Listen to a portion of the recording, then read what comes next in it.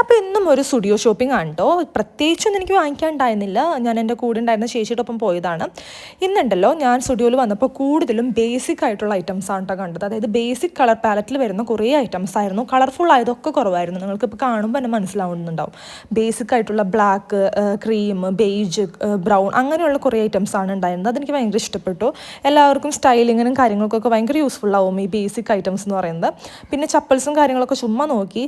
ജ്വല്ലറിയിലൊക്കെ കുറേ ഓപ്ഷൻസ് ഉണ്ടായിരുന്നു കേട്ടോ. എനിക്കുണ്ടല്ലോ ഈ ഹാൻഡ് കഫ്സും കാര്യങ്ങളൊക്കെ ഭയങ്കര ഇഷ്ടം. അപ്പോൾ ഞാനിങ്ങനെ ഹാൻഡ് കഫ്സൊക്കെ നോക്കായിരുന്നു. പിന്നെ അങ്ങനെ പ്രത്യേകിച്ചൊന്നും വാങ്ങിച്ചില്ല. ഞാനിങ്ങനെ ഒരു ലെഗിൻസ് മാത്രം എനിക്ക് കുർത്തകളുടെ ഒപ്പിടാൻ വാങ്ങിച്ചുള്ളൂ. അത് നമ്മൾ ഫുഡ് കഴിക്കാൻ പോയത് അടുത്ത് തന്നെയുള്ള സോഷ്യൽ കിച്ചണിലാണ് കേട്ടോ.